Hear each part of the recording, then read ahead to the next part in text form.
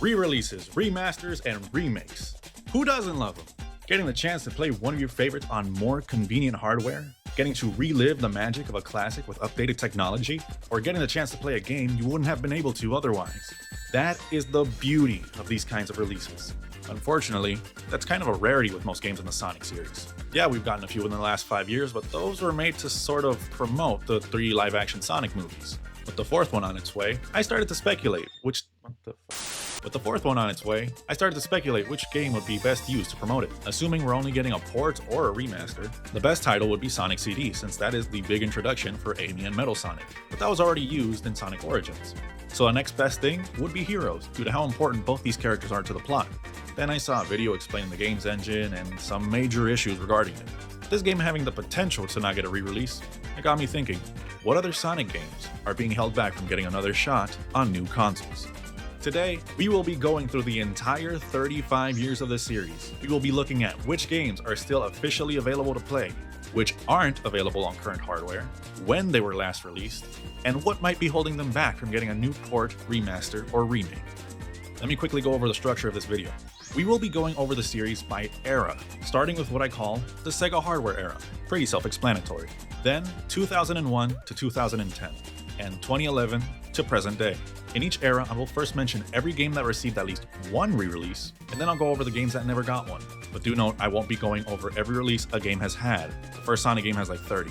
I will also be introducing lists. Throughout the video, I will put certain titles on these lists because plenty of these games share a problem that may prevent them from getting a future release. There are 2 problems like this, so that's why there will be an A and B list. I will explain what these lists are towards the end of the video. Finally, I will keep mention of PC releases to a minimum, because once a game gets put on Steam, it kinda just stays there. You can still buy the first All-Stars Racing from 2010. Additionally, I will keep talk of mobile games to a minimum because those get delisted way more frequently. We're about to lose the mobile ports of Sonic 1 and 2. The comments on the last video actually let me know about this, so thanks. Once any mobile game is delisted, it's most likely gone for good. Unless it's Sonic Runners, which has a few revival versions made by fans. With that out of the way, let's begin.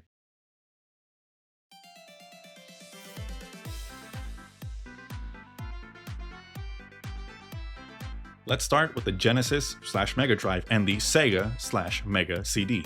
Sonic 1, 2, 3, CD, and Knuckles received remasters in 2022 with Sonic Origins, which is still available on all current systems. 3D Blast, Spinball, and Dr. Robotnik's Mean Bean Machine were part of a Classics collection in 2018. This collection also has some of the Origins titles, but be aware, this collection was delisted in 2024, so you cannot buy it digitally. Luckily, the physical version doesn't seem that hard to find. For Nintendo users, Mean Bean Machine and Spinball are currently available on Nintendo Switch Online. This selection of games have also been ported countless times throughout the years, so we'll probably be seeing them again eventually. Sonic Eraser. Yes, we're doing this one. This one last got released in 2004 through the Sega B Club service in Japan, which I believe lets you play Mega Drive games on your PC. It wasn't intended to be included in the Gems collection, which would have made it its only console re-release to date. I don't think there's anything stopping Sega from bringing this back unless they somehow lost it after attempting to put it in Gems. They could put it in a new collection, but I think the easiest thing to do would be to add it to NSO. Although, how many die-hard fans are even asking for this?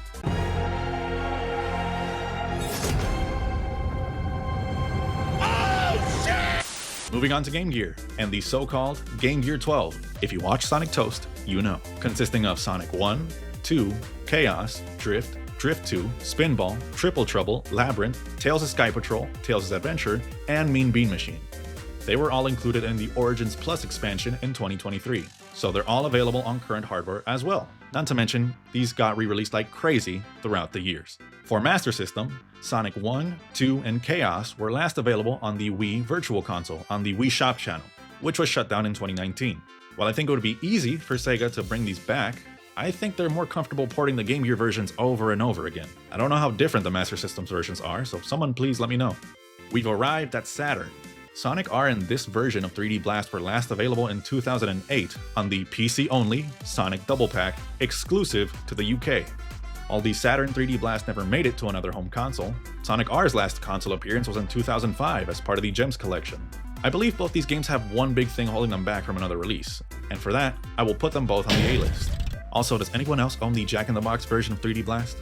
We're at the final Sega system, the Dreamcast. which starts to get interesting. Sonic Adventure was last released digitally in 2010 on PlayStation 3, Xbox 360, and PC.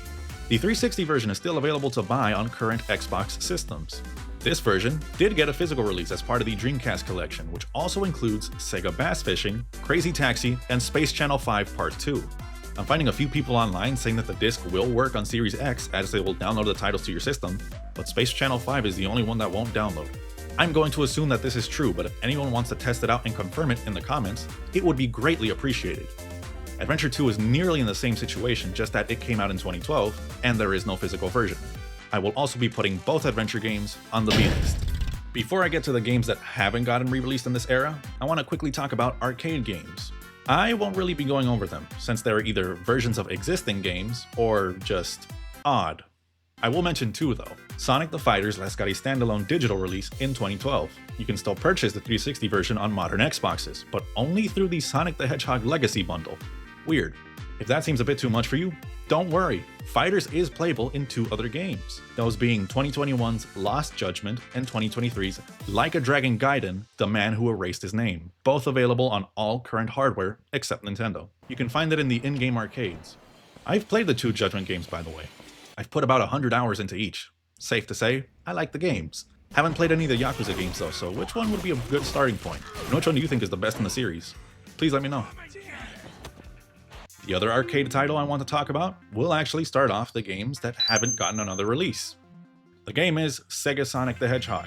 This never got an official release outside arcades. The demand is there, but apparently there are difficulties translating the trackball controls to standard controllers. I think this game could have benefited being put on the DS, 3DS, Wii U, and PS Vita due to their touchscreens. I feel like the controls would have translated nicely there. There's also the Switch, which still has a touchscreen, and the Switch 2, which now has mouse controls. Not to mention, the PlayStation 4 and 5 controllers have touchpads. Even the PS Portal has a touchscreen. Now is probably the best time to bring this game back, but that relies entirely on them.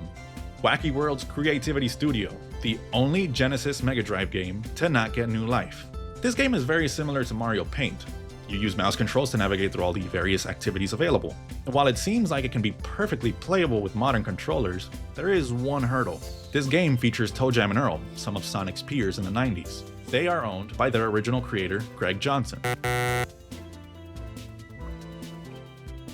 I believe Sega would need his approval to use those characters again. Not to mention, the most recent ToeJam and Earl game, Back in the Groove, had no involvement with Sega. I don't think there's any bad blood between the two parties since the original game has been ported to several systems throughout the years, but I think Sega would prefer not to pay for their own niche game. Unless they find a loophole and they easily drop Wacky Worlds on NSO without the need of approval. I don't know how licensing games to NSO works, so if anyone could fill me in, I would appreciate it. But also, how high is the demand for this one?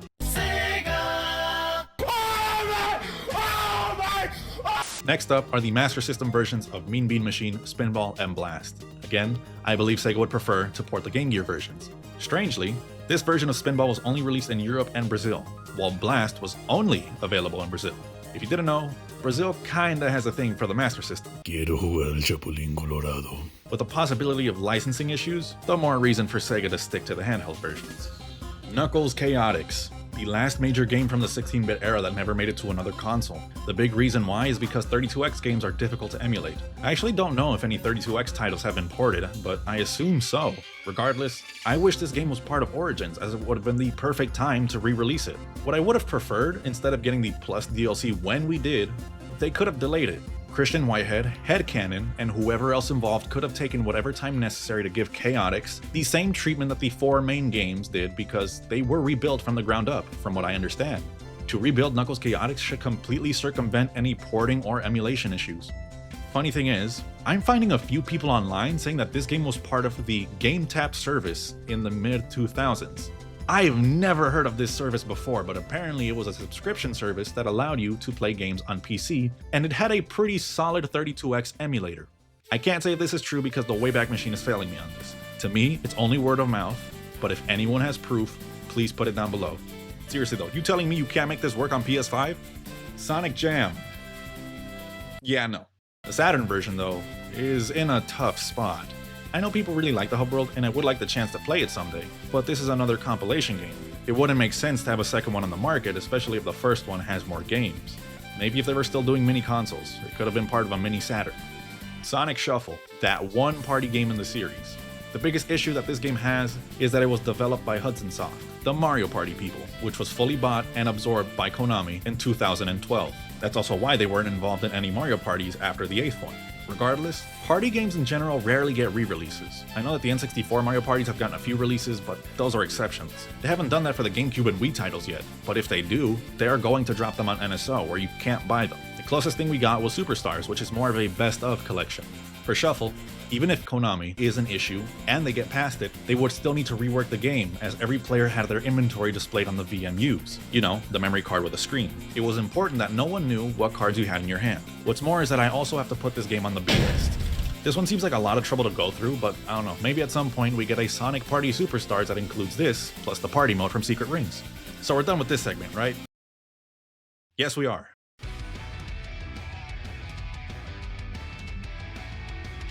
We're going to be jumping ahead to this era next because there's not as much to talk about here. This should go a lot faster, right?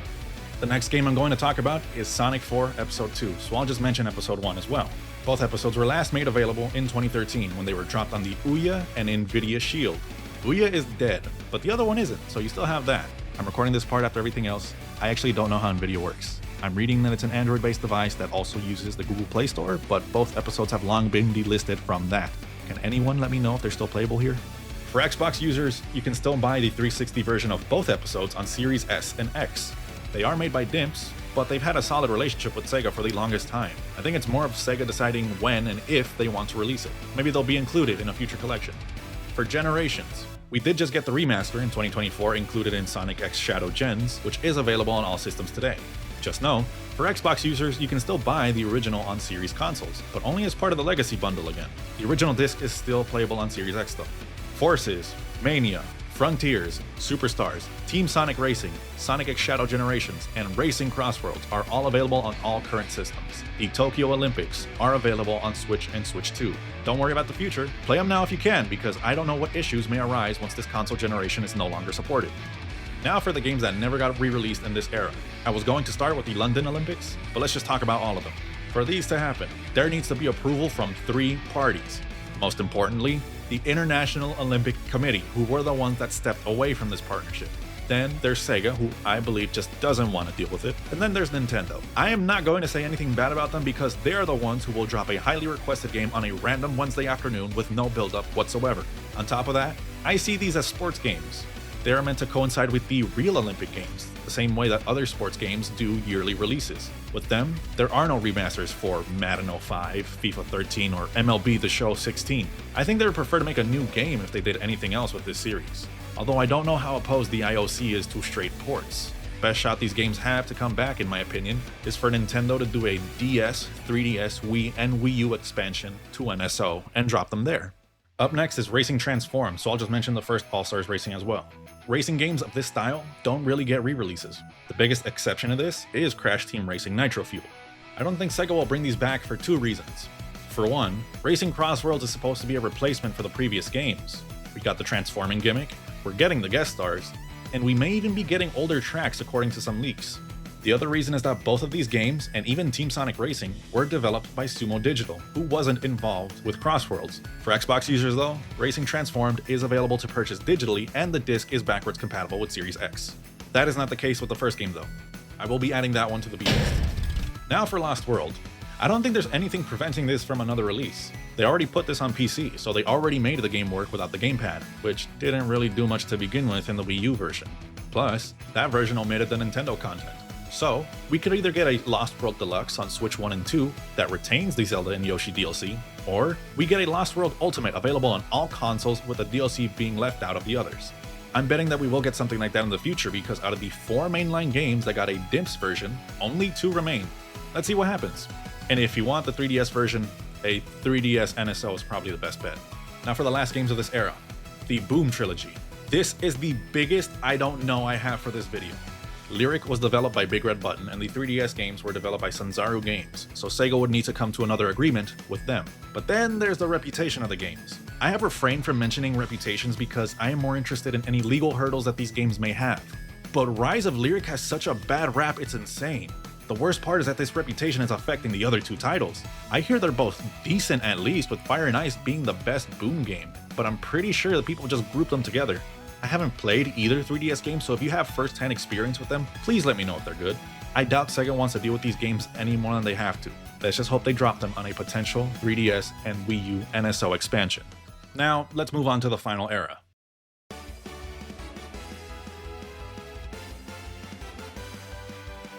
This is the era with the highest demand for re-releases of any kind. Unfortunately, this is the era with the most problems. Let's begin.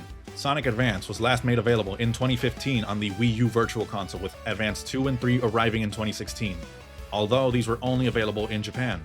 The Wii U eShop was closed down in 2023, so these are no longer available. I don't think there's any problem for new releases in Japan, but these were distributed by THQ in North America and Infogrames, which I don't even know if that's how you pronounce it, in PAL regions. THQ, now known as THQ Nordic, is owned by the Embracer Group, and Infogrames is now known as Atari SA. I don't know if these two companies have any say over these games, and while I would like an Advanced HD collection, the easiest thing would be to drop them on NSO. They already have the GBA expansion. I will be adding Advance 2 and 3 to my B-list, however. Sonic Heroes. Apparently, it was last made available on the PlayStation 3 store in Europe and Japan only. I stand by my opinion that a remaster for this game would be very fitting around the release of the fourth movie, but this was developed using renderware, which, how this video puts it, it was described as effectively dead. Plus, it's owned by EA. I don't know what kind of hold EA has over this game, if any, and what Sega needs to do to get their approval. With this being a significant mainline game, I'm assuming Sega would like to make the effort, right? Aside from that, I have to put this game on the B-list. Shadow the Hedgehog was also made available on the PlayStation 3 store, but this time only in Japan. While this game has the same renderware concern, there's a bigger issue at hand here. I don't think Sega wants to associate these characters with guns anymore. Takashi Iizuka even explained why Shadow doesn't use guns in interviews for Shadow Generations. Then there's the swearing. Where's that damn fourth Chaos Emerald? I'm going to destroy this damn planet. Die, you bastard! Which probably needs to get censored or rewritten. They even censored the flashback to the intro of Shadow the Hedgehog in Shadow Gens. Unfortunately, I believe this game is unlikely to have any form of re-release, but maybe on the GameCube NSO or the PS Classics catalog. I will also be putting this game on the B-list. Sonic Colors. It was a Wii exclusive, then I got the Ultimate version in 2021 on all major systems. You can go play it now. Now, for the final set of titles that have been left behind. Sonic Pocket Adventure, exclusive to the Neo Geo Pocket Color. With this being developed and published by SNK, it kind of flips the script a bit. There is a thing called the Neo Geo Pocket Color Selection, available on Switch systems in 2 volumes. A volume 3 would be the perfect place to drop Pocket Adventure. SNK would just need to get the approval from Sega. And if the second volume has a Mega Man game, how hard would a Sonic title be? Sonic Battle and Pinball Party. Both of these games have some involvement with THQ. Battle's release everywhere outside of Japan was handled by THQ, while they handled the Pinball Party's release in Europe and Australia. To add to that, Pinball Party was also developed by the Jupiter Corporation. Again, I don't know what kind of hold these companies have over these games, but their best bet is NSO. Battle makes it to the B-list though. The Riders Trilogy. I believe they're in the same boat as the All-Star Racing games, where Racing Crossroads is meant to be their replacement. If that is the case, then I find it a bit of a shame because these games don't play anything like your standard kart racers. If you must know, Now Productions were involved with developing the first 2 games, so maybe there's another need for approval there. I'm holding out hope for these games though, since they are very unique. Maybe they'll be added to NSO and PlayStation Classics. Funny enough, Free Riders, one of the only Xbox exclusives in the series, is stuck on 360 since it uses the Kinect. Maybe they can bring it back and use the Switch 2 camera or the PSVR cameras. Riders 1 and Zero Gravity are added to the B-list.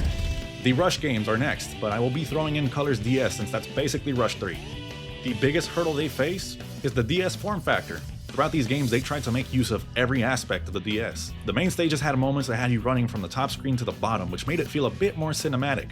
Then there were the mini-games that used the touchscreen, like the special stages or the jet ski or boat or submarine stages in Rush Adventure. In all honesty though, it's not impossible to put these on modern systems. Plenty of DS games have been remastered already.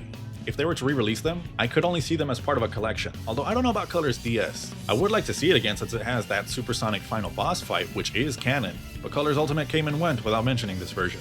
The safest bet, just like many others, NSO.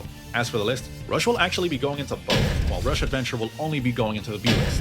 Colors is safe, but since Rush is going into the A-list, that dream of there being a collection may not come to life. Sonic Chronicles: The Dark Brotherhood. This RPG was developed by BioWare, which is owned by EA. regardless if that's even a problem. Sega was sued over this game by Ken Penders. If you don't know who he is, he was a writer for the Sonic Archie comics, and that's all I'm going to say. Sega is not touching this game with a 10-foot pole. I don't even know if NSO is on the cards.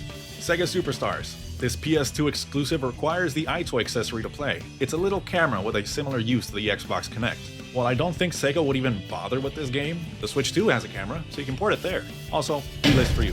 Sega Superstars Tennis. This is more of a virtual tennis game, which hasn't gotten a new entry since 2012. This is also developed by Sumo Digital. While I don't think Sega will mess with this anytime soon, it was released for PS2, PS3, Wii, and DS, so those versions could be dropped in their respective services. Surprisingly, the 360 version is unavailable on modern Xboxes, and the disc is unplayable on Series X. B-list for you too. The Storybook games. Both of these Wii exclusives relied on motion controls, but I think those are easily reworked if they want to make these games multi-platform. If Sega is keen on keeping the motion controls, the Switch Joy-Cons have already been used as Wii remotes in other games. Although, the way that Secret Rings use motion controls is easily translatable to modern controllers. Unfortunately, they both have a big issue, which lands them on the B-list. Rivals 1 and 2. These PSP exclusives were developed by Backbone Entertainment, so it depends if Sega wants to deal with them or not for another release.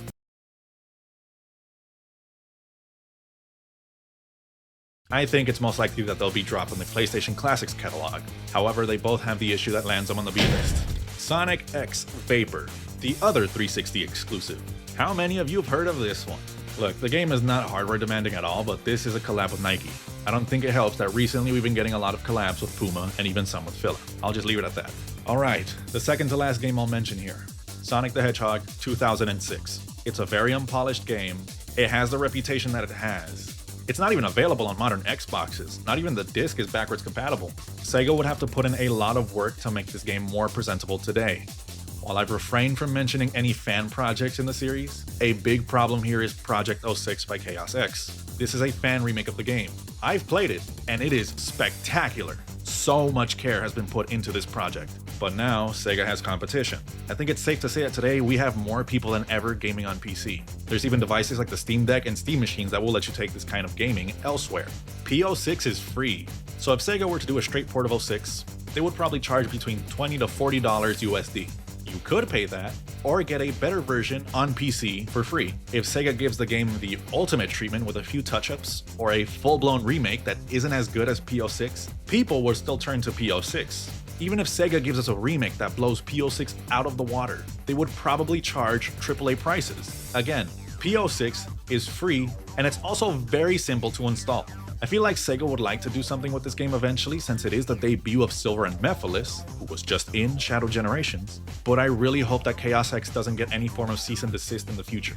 I know Sonic Team are advocates for fan projects, but there is a concern here because this could impact potential sales. 06 also has the issue that lands it on the list.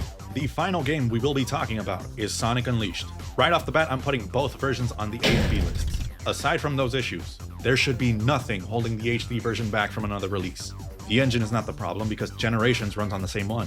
Besides, Sega has already proven that this game can run on modern systems since it is currently playable on Series S and X. You can still buy it digitally today, and the 360 disc works on Series X. There is Unleashed recompiled on PC, but there is a bit more work involved, although it's not much. You still have to provide your own copy of Unleashed to make it work though. And unlike P06, this isn't a remake, it just makes the game run a lot better, although that may be an understatement. For the other version of Unleashed, I don't think they'll touch it anytime soon unless they drop it on PS Classics or NSO. We are finally done talking about these games individually, so all we have left are the lists. Before we go over them, let me quickly show you something. Out of all the games we've gone through, 36 are currently available across all major home consoles as of February 2026. Are there any titles here that you didn't know you could play right now?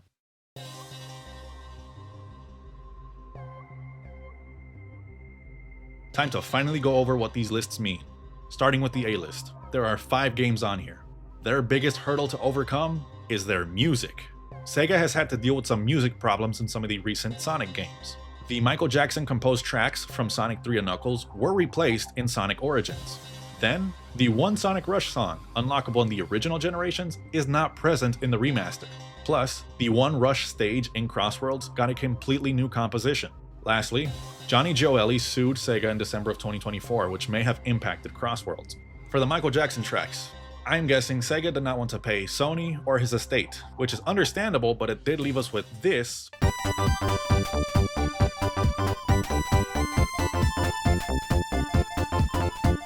Instead of this.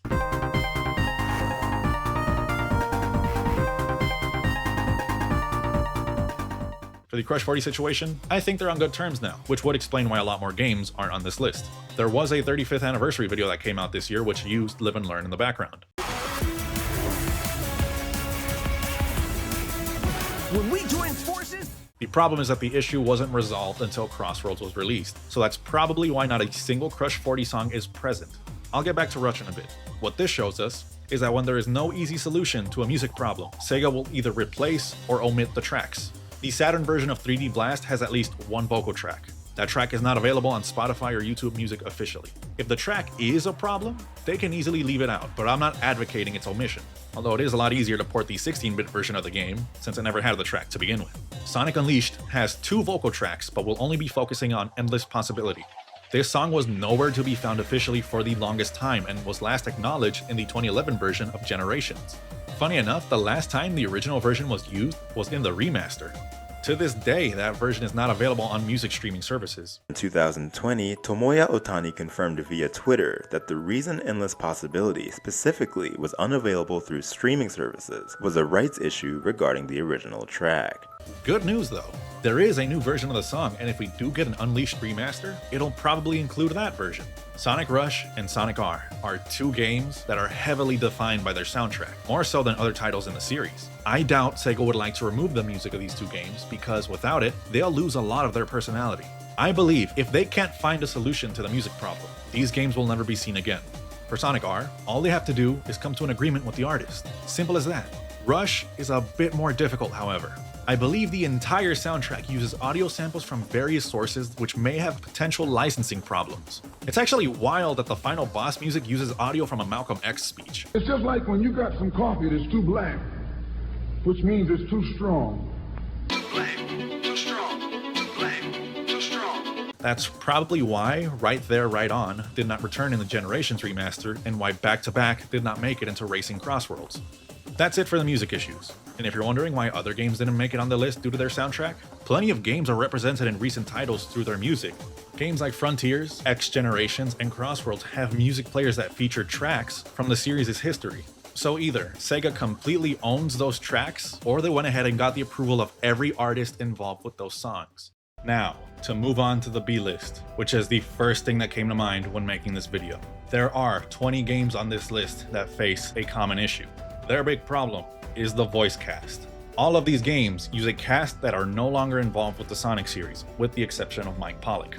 For those who don't know, let me quickly go over these voice casts. There are 3 major English casts in the series. The first ones voiced our favorite characters from 1998 to 2004.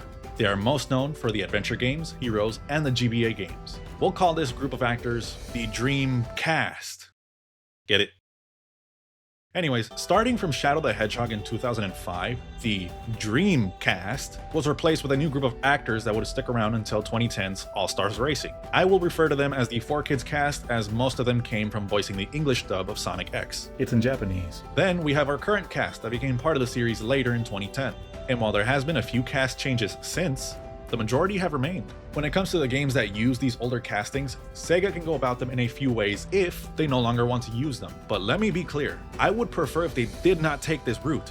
Titles with minimal voice lines like Advance 3, Rush, and Superstars Tennis can either be muted or replaced with sampled audio from the current cast, which is the same thing that they did for Sonic in Smash 4 and Ultimate. time to scramble some Eggman, Supersonic style! Supersonic style! Even if they do mute them, those games are going to play the same. For the more story-heavy titles with lots of dialogue, if they choose not to go with the original cast, they would have to re-record them because it would just look silly if they were muted. However, the thought of having Roger Craig Smith re-record the games that starred Ryan Drummond and Jason Griffith will upset many people. From here, I'm going to speak objectively. Throughout these last 16 years, I have seen plenty of strong negative opinions online over Roger's performance as Sonic. In addition, I've seen a lot of praise towards Ryan and Jason. I don't want to make it seem like Roger is hated by Sonic fans because he is not. He is beloved by so many people in the Sonic community. He has gotten so much support throughout these 16 years that he's been involved with the series. And unfortunately, there are fans out there who would like to see him step down in favor of the return of either Ryan or Jason. I am going to assume that it applies to a small percentage of the fan base. Now for my thoughts on this, my favorite cast is the 4Kids one. Some of my first games were Unleashed in 06, so I was listening to these voices from the very beginning. But Roger absolutely deserves to stay as Sonic. Aside from me being completely fine with his performance, he's been giving it his all ever since he got the job. And I don't think it's right for people to tell him, hey, step down, I like how the other guy did it better.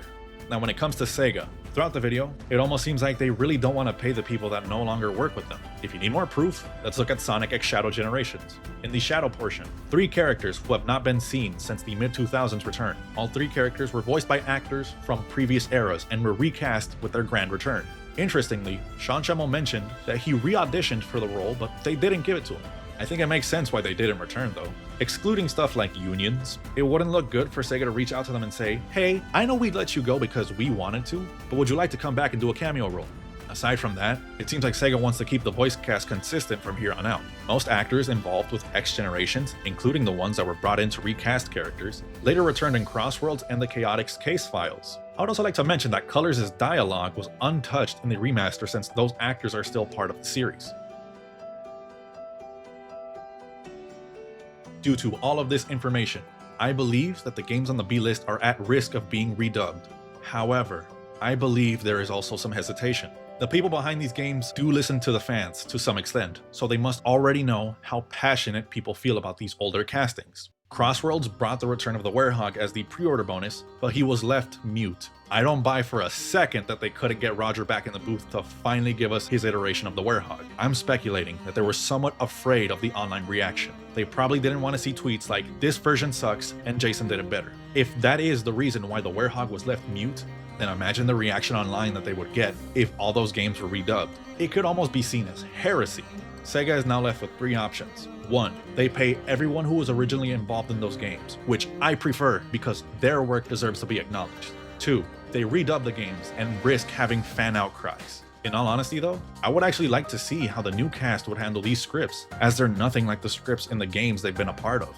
And 3, the worst option, they just refuse to release these games again due to these concerns. The last thing I'll talk about before the end of the video are some leaks. I try not to trust leaks regardless of the source, but this one got me thinking. There is supposedly an Unleashed remaster in the works. If this is true, it is a lot more important than you realize. It may tell us how these older games in the series will be handled in the future. Will it be redubbed or not? Will the story be changed in any way? What music will be included? And is Sega willing to bring back the past? Only time will tell.